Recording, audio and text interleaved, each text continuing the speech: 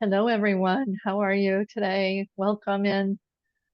We have EJ Tamez here today to talk to you about how to find a living donor using the National Kidney Registry microsites, which is a really great program. And we're really encouraging our patients to do this.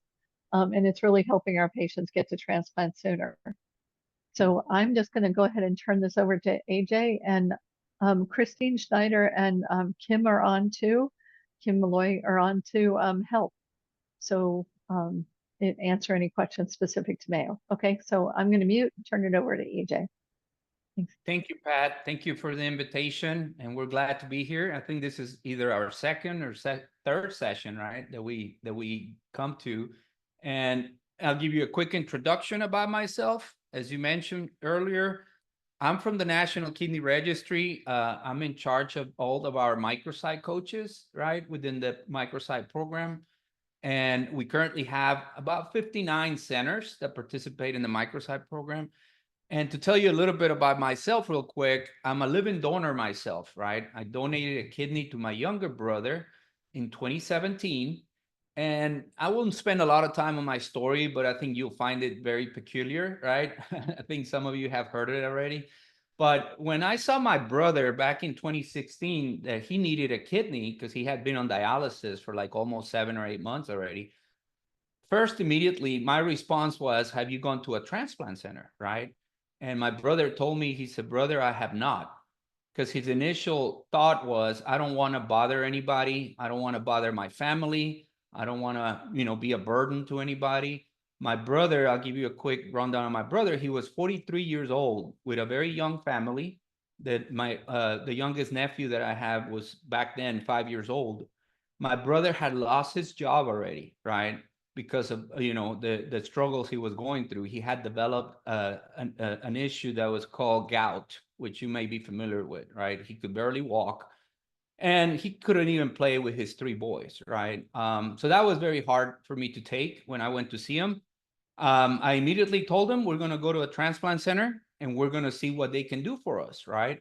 So we go to the transplant center here in Texas, and I'm sitting in the wait room, right? I'm sitting in there and waiting for him to be checked up by the nephrologist, right, at the transplant center to be added to the deceased donor list, right? Because that's the only thing we knew about, right? And while I'm in there, I'm very worried, for my younger brother because there's nothing I can do for him, right? So that I thought, right? And an angelical nurse, which is what I call her, because she did what you guys do every day, right? Help patients and potential donors get educated. She walks towards me and she looks at me. She said, "Sir, what's wrong with you? You seem very sad." Well, I told her my brother's in there, he needs a kidney and there's nothing I can do for him, right? So that I thought, right? She looks at me, she said, he needs a kidney? Well, you look healthy enough to be a donor. Well, my eyes went wide open, right? Because I thought that only deceased people could donate a kidney, right? I didn't know anything about living donation. So I tell you this story for you to understand that you may have people out there that they don't even know that they could donate a kidney as a living person, right? So keep that in mind, right? When you may not have people ask about you, because they don't know. They're not educated, right? So don't lose your hope on people out there that want to help you, because believe me, just like I did, if it hadn't been for that person that opened my eyes, that angelical nurse, I probably wouldn't be sitting where I am right now, right? And I probably never donated to my brother. She opened my eyes, right? So that's my story, my elevator pitch, if you want to call it, right? And hope you enjoy it. But now with that, I'm going to tell you a little bit about the microsite program, right? What it is, how we go about it, and how we can help you find a living donor, right? So what is a microsite, right? Some of you guys, of course, that's the first question, right? A microsite is simply a free personalized website that's designed to help patients search for a donor, right? You will get 250 business cards like this one. And first of all, this whole program is free of charge. Very important for you to understand, right? Because a lot of our coaches get that question from some of you guys. How much is this going to cost me? No, not even a penny, right? There's no charge for this program. It's free of charge that your transplant center, Mayo, Florida, along with the NKR, help you navigate through this so you can find a living donor, right? So no charge. And those 250 business cards, just like this one for a gentleman named Greer, are going to be shipped to you automatically to your registration address, right? That you utilize to register for a microsite. And now keep in mind, if you finish handing out those business cards, NKR will send you additional cards free of charge anytime. And you simply have to tell your coach, right? And say, hey, coach, I need more business cards. Could you please send me more? And we will be happy to do that, right? Anytime, free of charge, right? Another important part of why it's so important to participate, it's a way to potential donors to easily and confidentially register to be your donor, right? Any potential donor that comes into your microsite like this one, which is already customized, and I'll get into more details on that, any potential donor can click on any of these three buttons right here, specifically the one on the bottom, because it says looking to donate for Greer or your name in this case, right? If they click on that button, their record is going to be automatically tied to your recipient record at your center, right? So that means that that potential donor is going to be able to start the medical questionnaire and get free workup labs through the NKR to potentially get cleared to be referred to your center, okay, to Mayo, Florida. Okay, so that's how that works, okay? Now, what is the difference between a starter and a custom site? The one I just showed you earlier, that was a custom site, right? The young man decided to develop his own personalized story, and I'll show you more details on the difference between starter and custom. Any person that starts the participation on the microsite will always start as a starter site, right? It includes the name of the patient, yourself. It will be shareable on social media already, and will include business cards, right? And it will take a person, like I mentioned earlier, through the donor intake, right? And they can pick your transplant center as a part of the center where to donate at, right? Now, this will not include the photos for yourself or your personal story, right? You will have to work on personalizing your story if you so decide, right? At this point, your coach will make contact with you and say, hey, would you like to have me help you create a compelling story, right? So we can post it on social media, okay? I'll get more into the details of that in a minute, okay?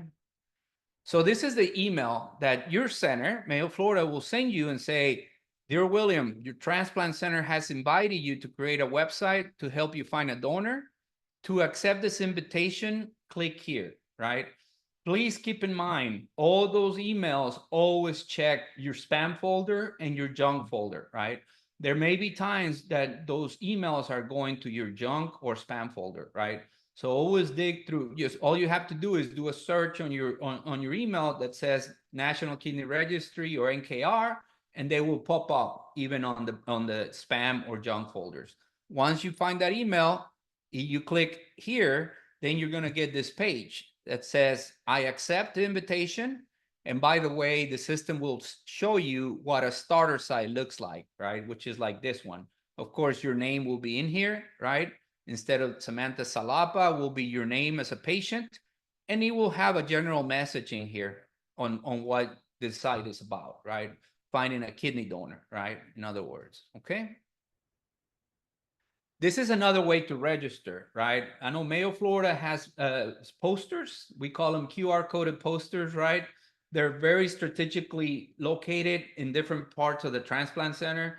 And you can actually go in there and scan the code, right? On that poster, which will be looking something like this. And it will automatically populate this campaign number in here, right? And this campaign number, by the way, is tied to Mayo, Florida, right? So when you scan this code, it will open a page that looks like this. And all you have to do simply is to, complete all the different legends in here to register yourself for a microsite, right? Your first name, last name, email, all your personal information. And then, of course, click on the HIPAA release form, right? That you accept HIPAA so that we can provide you with a coach, right? And they will be able to guide you through the process, okay? Now, once you do that, you're going to get another email that says, congratulations, we have confirmed your registration and activated your starter site. Remember, every patient starts with a starter site, right? To view your site, click here, right? And by the way, if you want to start personalizing your story, right, in order to add photos and add your own personal story, you can do it on your own, or you can do this with the help of a microsite coach, right? And I'm going to show you in a minute who the microsite coaches are and how they can help you do that, okay? Microsite coaches, by the way, are people that have walked the same journey as you are, as either recipients, right? Donors like myself, or someone that has advocated for a family member, right? And were successful in finding a living donor for their loved one, okay? Now, this is the difference between a starter site on the left and a custom site.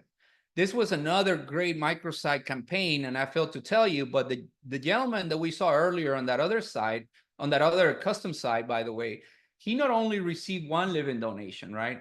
There were 3 other people that decided to donate on his behalf because they read his story and they saw that it was a very compelling story. So he actually had 4 total donations on his microsite, right?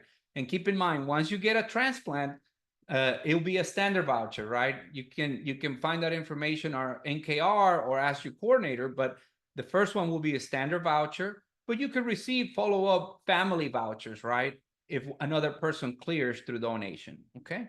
So what happened, Bella Prado, the same thing. Bella received her kidney, living donor kidney back in July of last year, but she has more people that potentially going to go through the process to potentially provide Bella with a family voucher, right? In case she ever would need a kidney, God forbids, right? But she's very young, as you can see. She's about 11 years old, had an amazing campaign, great photos. So a lot of people are stepping in to help Bella as well, okay? Now, this is an in-depth look of what the QR coded business card looks like. It has your name, the reason why you are searching for a living donor, your URL address in here, which is always going to be the same, by the way.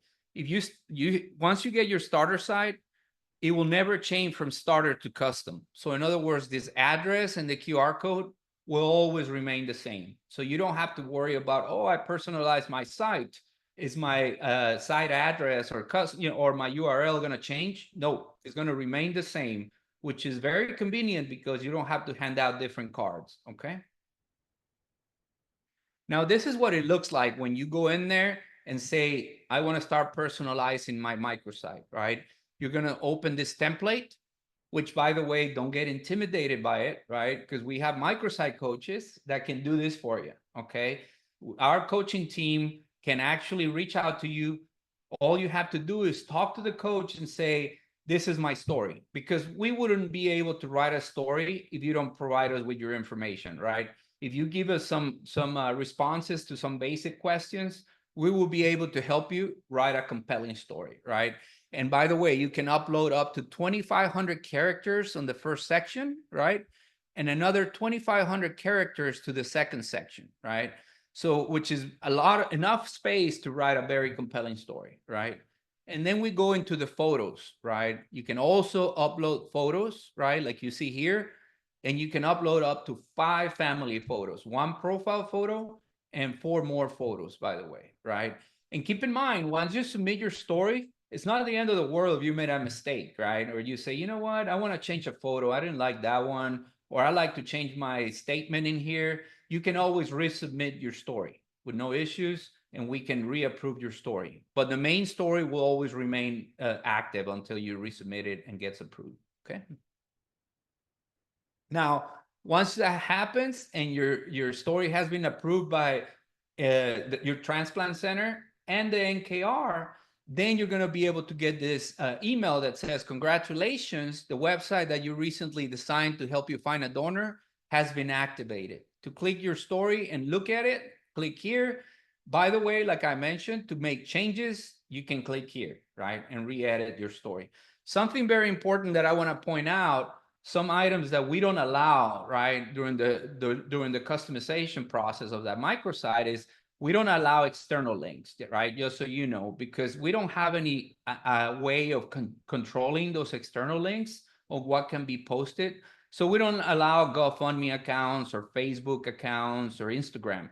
We do allow for you to post the microsite link, like the one on the business card, for you to post it on Facebook, for you to post it on Instagram, X, right? You name it. I just heard of a story of a patient that received a living donor transplant through a LinkedIn account. Some of you may be familiar with LinkedIn, and they did an amazing campaign, and somebody donated when they saw that posting on LinkedIn, okay? Now, you may ask yourself, what is the success rate of the microsite program, right? This is very self-explanatory here, right? But I'll tell you, when the microsite program started in 2019, we only had 8 microsites back then, right? That was before my time. But I've been told that, again, you can see the ramp up of the number of living donor transplants, right? From inception to all the way where we are now. And by the way, you know, year over year, this keeps growing, right? And currently, as we speak, we now have, and we're approaching the end of Q3, right? End of September. We are teetering around 4,300 microsites as we speak, right? So the growth is there. Now you may ask yourself, how about the success, right? Because that's more important for me to know. How many people have gotten living donor transplants when they turned on their microsites, right? Well, we're currently sitting around 630 living donor transplants historically of those patients that receive a living donor transplant, okay? So this is very important information for you to know of why we want you to participate, right? Because the success rate is there and these microsites do work, okay? Now, here's another one. Patients who receive a living donor transplant. I mentioned to you earlier, this is where we are as of Q3, Q2. And our goal is to get 300 living donor transplants through the microsite program for 2024, right? And I think we're on the right path to do that. This is the year over year growth of how many people got transplanted, again, that had a microsite, okay, with a living donor transplant, okay? Now, you may ask yourself, do I need other people to help me, right? Do I need a support team? How do I go about that? Well, there's different ways, right? Every person has a different case, right? On some of your instances, you may be the only person, which is fine. You know, your coach is going to provide you the support, right? And I'm going to show you the coaches in a minute. But that's why your coach is there, right? Your coach is going to be able to help you write your story, help you develop a very effective story, right, before you post it, and help you through that process, right? But on top of that, if you have family members or loved ones or friends that can help you, you could have an administrator, right, that will help you actually, you know, keep track of when you have your next appointment at the center, you know, about your medication, right? Getting your medication on time, things of that nature, right? You could have a caretaker as well that will help you through that process too, right? And then you have a champion, right? And I'm going to get into more in detail of a champion in a little bit, right? But a champion is simply a person that's going to help you search for those living donors, right? And I'll tell you more in a bit, okay? And then, of course, you have yourself in the middle, you have your microsite, and then you have your potential donors, right? And your coach is right here, right? To help you through that microsite write-up process, right? And how you can share that story effectively, right? Okay. Now, this is the slide that I love, right? I show you a photo of all of our coaches, and I think we got enough time. I'm going to share a little bit of everybody's story here, because I think it's very important for you to understand. And one of these people may be your coach as we speak, right? If you already have a microsite, right? You already learned a little bit about myself. Terry Bennett, right? Terry is a great coach. She's actually an advocate for her son, right? Her son received a living donor transplant a few years ago, and Terry did an amazing job as an advocate to her son, right? Brian, on the other hand, Brian Drain is a recipient, just like you are, right? Potentially will be. Brian received his kidney and had a great campaign working with his wife, Marie, which they worked together. And they're both coaches, and Marie was a great advocate to Brian, right? They had a great team. They were able to find a living donor transplant, right? And Tyra, on the other hand, just like myself, Tyra is a living donor herself. But keep in mind, this is where it gets interesting, right? Tyra not only donated her kidney a few years ago, but 2 years after she donated her kidney, she donated part of her liver to a pediatric patient, to a child, right? Imagine that, right? Compelling story, right? One donor donating twice. So tell me, there are people out there with kind hearts that they want to help people, right? So Tyra's got an amazing story, right? If you get Tyra as a coach, talk to her. She'll tell you her story, okay? And then we got Debbie Parrish, right? Debbie, just like Terry, was an amazing advocate to her husband. Her husband received a living donor transplant and was very successful in finding a living donor, right? Mike Saylor, just like Brian, Mike is also a recipient, right? Mike also received a living donor transplant, but keep in mind, his story is very peculiar too, because it wasn't a family member that donated, right? It was a former high school classmate, right? A few years back, that person reached out to him and say, I saw your story. Do you need a kidney? And it all started from there, right? Once that story goes viral, you never know, right? There may be somebody, all it takes is one person to be moved by your story and potentially donate, right? And Luis is another case. I used to be Luis's coach about 2 years ago, right? Luis is, by the way, a Spanish speaking coach, just like I am. So if you have people that only, and some of you may be in that boat, I don't know, but if somebody only speaks Spanish, we will be able to help those people as well, because we now offer Spanish speaking services, right, to the microsite patients, okay? And Luis, by the way, he started handing out his cards, and a co-worker ended up donating to Luis with one of the cards that he handed out, right? So it was a very interesting story, okay? Now, who do champions and patients reach out to, right? Very important to know, right? We talked a little bit about champions earlier in the presentation, but I'm going to tell you the circle of influence, right? The first thing you're going to work on once you have your microsite, or even with a starter site as well, you can reach out to your family and loved ones, right? You're going to first reach out to your family and say, hey, I'm in the process of looking for a living donor. I've been educated on what it takes through my transplant center and my coach. You know, I'm going to tell my family, would you be willing to help me, right? That's the first line of defense, right? Then you go to your friends, right? That's the next phase, right? And then you go to acquaintances, right?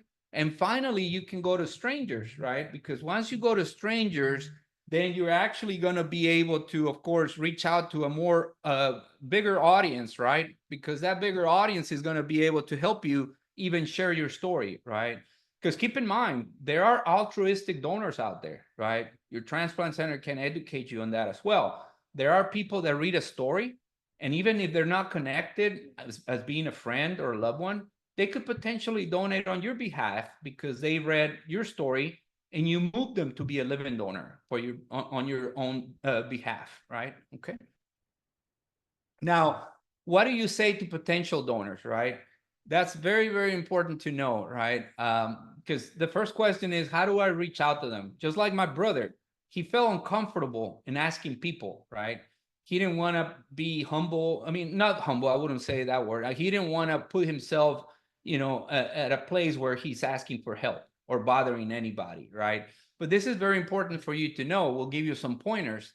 To your family, you will be just, would you be willing to be tested to see if you're medically qualified to donate, right? Because your family is your family, right? You got good rapport with your family. You always talk to them. You're very direct, right? That's the way you would approach your family, right? With friends, it's a little different, right? I'm asking all my friends whether they are willing to be tested to see if they're medically qualified to donate. Is that something you would consider, right? A friend is a friend, right? It's not as close as a family, but it's a little bit still, very intimate, right? Now, when you talk to an acquaintance, it's a little bit different, right? I am looking for a kidney donor. Do you know anybody who may be willing to be tested, right? You're not asking them to be tested. You're asking them, do you know anybody, right? And that could include themselves, because if they get moved by your story, believe me, they could be the ones that register on your behalf, right, to donate, right? Now, the last one is strangers, right? That's when people get a little bit intimidated, right? How do I reach out to a stranger in the supermarket, like in this case, right? Well, all you have to do is, and ask this: I am looking for a kidney donor. Can you help me find a living donor by sharing my story? All you're doing is asking that person to share your story. You give him your business card. Hey, here it is. I'm looking for a donor. Will you mind sharing my business cards, right, with your friends and family, or your acquaintances, right? And that's how you do it with strangers, right? And if that person is willing to donate, believe me, they're going to go into your microsite, read your story, and start the process. Okay. Now, your microsite is live. Use it to get the word out, right? Very, very important, right? When you start doing this process, you already talked to your coach. You already know different ways on how to share your story. Like I mentioned, you can actually even take a photo of that business card, right? And share that photo with your friends and family, right? Because when that photo goes out through text, the other person at the other end can scan that code and go into your microsite and you read your story, right? So there's a million ways of sharing your story. I have a local patient here in town who actually put his microsite and QR code on the back of his pickup truck, right? And it really worked. I'm telling you, people were very intrigued. Oh, what does this guy have in the back of the pickup? So people were scanning that code just to see what it was in there, right? And the person may already have a donor because people started, going in there and learning about that patient's story. Okay. Now, there's a way that you can actually, and you probably know this, I'm sorry, already. The center will never provide you with detailed information about the potential donors, right? That is not legal, right? Because of HIPAA, HIPAA will prohibit anyone to ever disclose who the donor is, right?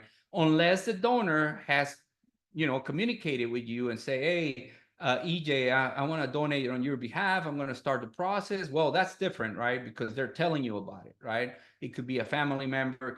And there are instances where even a loved one like myself, I didn't want to tell my brother I was donating, right? Because I didn't want to provide my brother with false hopes, right?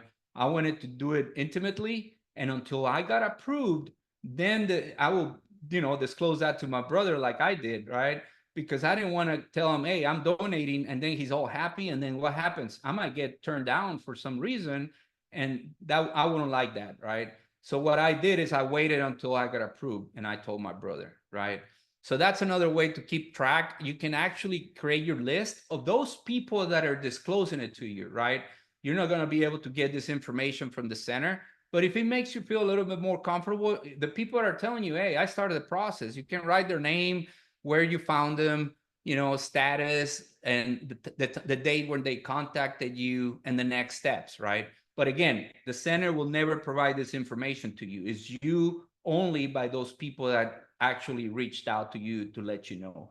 And I would recommend that you don't contact those people because believe me, when me as a recipient, I would contact that person many times, those people could get turned off, right? They could say, you know what? I don't want to be bothered. I apologize. This is my own decision.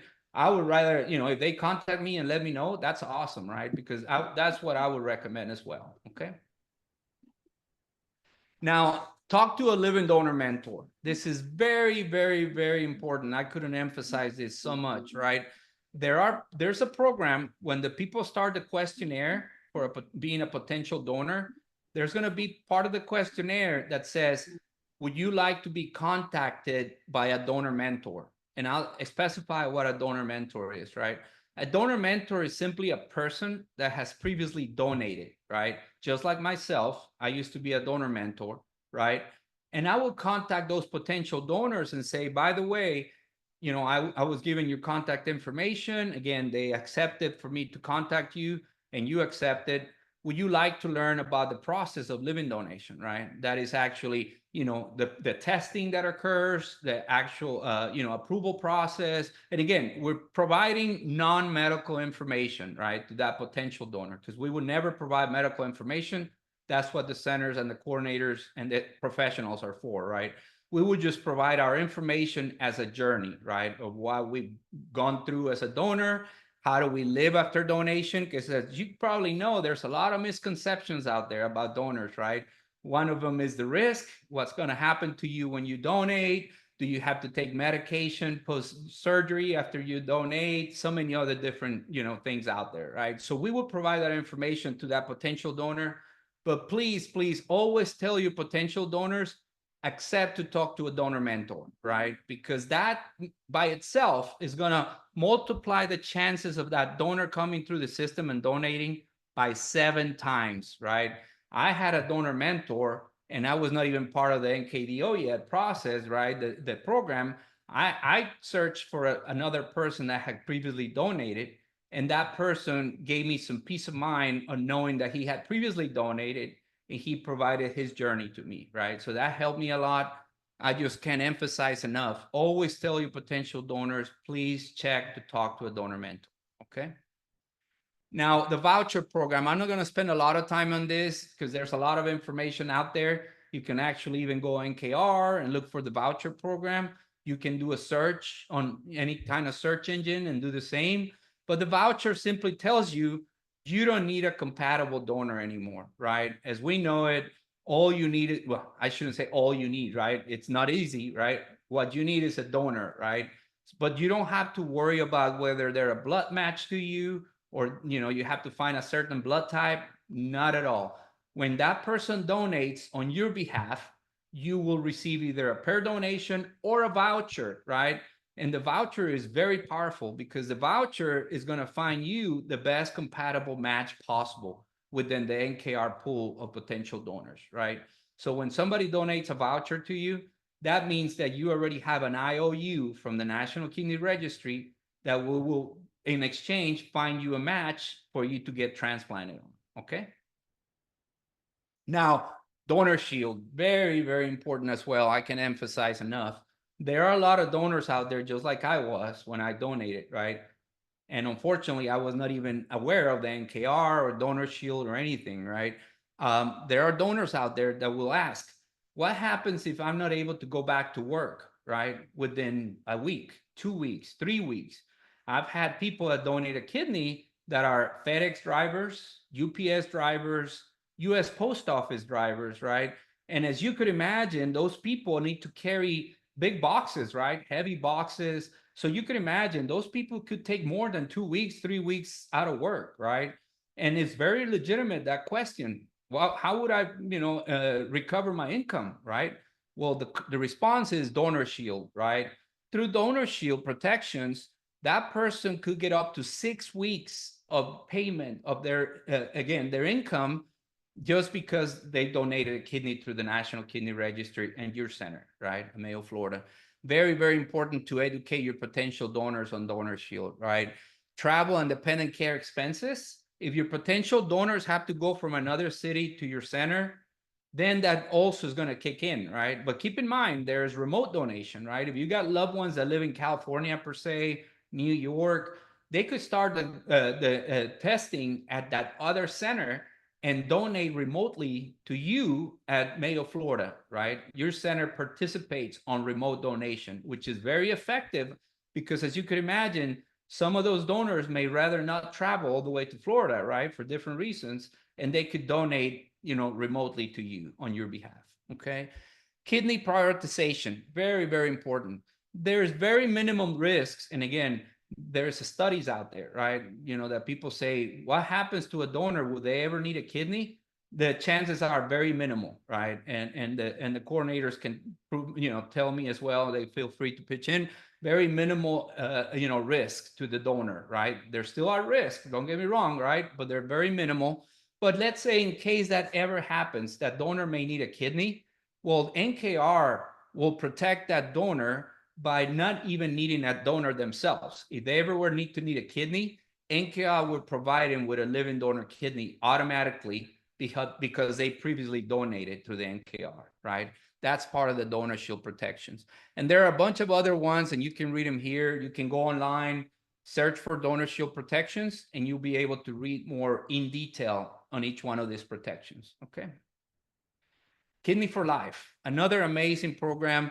You can do more research on this as well. Simply what that means is the fact that your center is going to work on finding you the best match possible. Why? Because 2 main reasons, right? Number one, potentially lowering your immunosuppression medication if you get the best match possible. And number two is the longevity of that living donor kidney, right? If you get a better match out there, best match, you could potentially not ever need a kidney again. It just depends, right? It just depends on how good of a match that kidney is to yourself, okay? And again, resources, right? And I apologize, some of these numbers are not updated, right? I mentioned this one is already at 630, right? This one is closing about 9,400, but these are very good other websites that you can go and visit yourself, right? The NKR main website, the Kidney for Life website, the Donor Shield Protections website. And this one is very, very important. If you can look it up, go in there, findakidney.org, right? This one right here will have all the stories and testimonies from all the microsite coaches that I just talked about, right? And he will have even videos that they will talk about their journey, how they got to be a coach, and he will talk about people that receive a living donor kidney through the microsite program, and they'll provide a testimony on that, right? So very powerful. It will give you some other resources on how you can effectively look for a living donor yourself, okay? With that, this is a QR code if you're interested, and it's the same QR code that Pat and her team have at the center, where you can scan it and you can start participating and register for the microsite program, right? Keep in mind, when you register, it will go to the center, and the center will verify that you're a patient with them, and in turn, they will actually approve for you to have a registration approved for a microsite, okay? I know this is a lot of information, and I apologize. I wanted to leave at least 20 minutes for questions and answers. And I open up the floor, Pat, to everybody out there. Yeah, just go ahead and unmute yourself if you guys have a question, or you can raise your hand.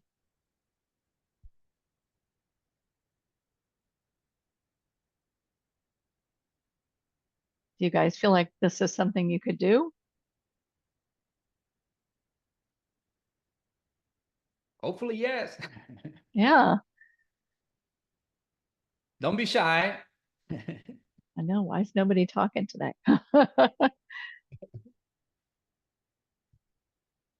Do you guys, any questions about this? Any questions how it works?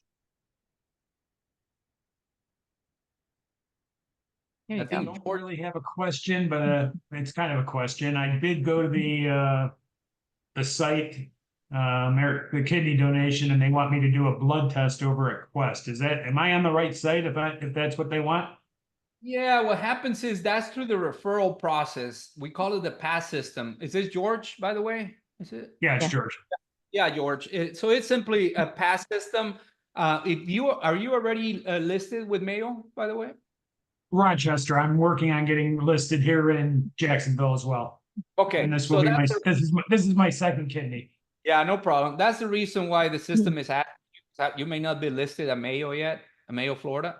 So that's the reason why they're asking you to do a pre-workup lab, right? Which is, and if you're okay with that, that's fine. You can go through that process, and then that referral as a patient will go to Mayo, Florida directly once you complete that blood work. Yeah. George, if you're listed at Mayo Rochester, you can multi-list with Mayo Florida using the testing and everything that you completed at Mayo Rochester.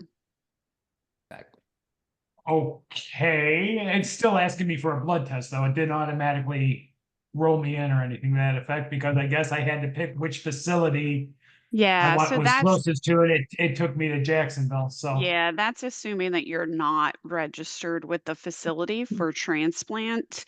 So we are an enterprise, so you can just speak to your Rochester coordinator, let them know that you want to multi-list with Mayo, Florida, and/or Arizona if you choose, and you're already in our system. okay, yeah. I'm working on the other two right now. So Yep. Yeah, so you don't even Okay. need to do that step. That's just referring you as a new patient to our Exactly. center. Gotcha. Thank you, Kristen. Yeah. Sure. I have a question, please. Go ahead. Sure. So do you have to have this code to go on to the nkr.org to register? To be, to look for a donor? Or Well, a this is- microsite. Oh, go ahead. You guys can respond. Mayo, I'm go sorry. ahead. Yeah, so this is just to create a microsite, so that web page that will send out, share your story to advertise that you need a kidney. Right. So what I'm saying is like, how do I get this code? Because I'm watching you guys from my phone, so I don't have We any way can to send it to scan this you. code. We can Okay. send it to you through your portal. Okay. Do I need to Thank you. give you my information? I have your Actually, name. I can. oh, Okay. get that. perfect. Yeah, we have it. Thank you. Okay. Thank you. Thank you, Christine. This is Takesha. If you could send it to me as well through my portal. Sure. Thank you. Any So other- the first ahead. place we should go is to the NKR, the National Kidney Registry. That's where we should begin this. If you're creating a microsite, we can send you this QR code to connect. So you'll have that web page that EJ initially shown, where it will have that number, that campaign number automatically populated. You'll fill out your information, and that will connect you with a coach and start the basic steps for you. So we can send that to you as well. Yes, please do. Thank you, Robert. Great question. The social work team really tries to educate our patients about this, and we may be jumping kind of ahead of the rest of the team, just because we think it's really a very good thing to do. We think it's going to get you to transplant sooner, and it's all free. So we like all of that. Yeah. Yeah. So we're giving out the brochures in the social work education packets. But anybody else have any questions about this? I really think they've made it so simple for you guys to do this that to me it's kind of a no-brainer. It is. Yeah. And let me add something else. I want to add, I don't think I touched on this during my presentation. I just got that reminder in my head, but there may be times where you may be intimidated with computers, right? Or social media. Don't worry, right? As long as you talk to your coach, believe me, I've created custom stories for patients by them texting me a couple of paragraphs and sending me their photos, and I'm the one uploading them to their portal, okay? So you don't even have to be savvy or even have a computer at your disposition to do this whole process, right? Once you talk to your coach, you just say, hey, by the way, coach, EJ told me I can text you my story. And you can, right? You can text them to your story and say, can you help me create a very compelling story? And the coach will help you. And all you have to send them is the photos, and they'll be the ones uploading all that to your portal with no problems. Okay. Will we have the same coach throughout the process? Yes, sir. Yes, Robert. We will never try. We always stay consistent. We will try to always keep remaining you with the same coach. There's been instances where I get a patient that they rather have a Spanish speaking coach or vice versa. And that's when I actually change, coaches in that regard. Yeah. Mhm. Okay. Great question. Anyone else out there? Got your registration, George. Yeah. Mhm. I'm sorry, what was that? I got your registration that came through. So Aw, it worked. shucks, thanks. It worked. Great. Mhm. Any other questions out there? All right, we'll send out the QR code to those that are on this in service here. So if anybody needs it, it'll be in your patient portal. Great. Thank you. Thank you. Okay. Any other questions? I might have run through it a little bit too fast, but I think I wanted to leave plenty of time for questions, right? That's the reason I did that. I just won't be able to send Norm and Gail. I don't know which name I should send it to. I can send a. Actually, can you put it in the chat? Can you guys put your name just to me or Kim in the chat? Because we don't like to have last names on this.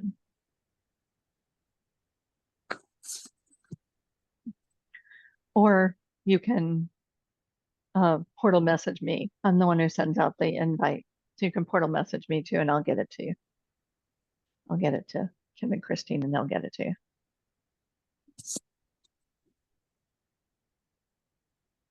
Okay. So I'm expecting like 20 microsites. Yeah, that's awesome. We're always eager to help you guys, so send them over. Yeah. Yeah. EJ, we really appreciate this. This is such a great thing, I think, for our patients. And we're really trying to encourage our patients to get out and do this. It's a great thing. And the donor shield is really good too. And Oh, yeah. we're going to start passing along more of that information too. Awesome. Remember, Pat, you can always ask for more brochures or printed material. And now we actually automated that process from our website. So it's very easy to order Oh. that. Okay, great. All Great. right. Thank you guys. It's been a pleasure. Stay safe. I know you probably got a hurricane coming, and please be safe. Okay. Thank Yeah. you. Thank you guys. Thank you Bye-bye. again. Thanks, EJ. Thanks, Take care. everybody. Bye-bye. Bye.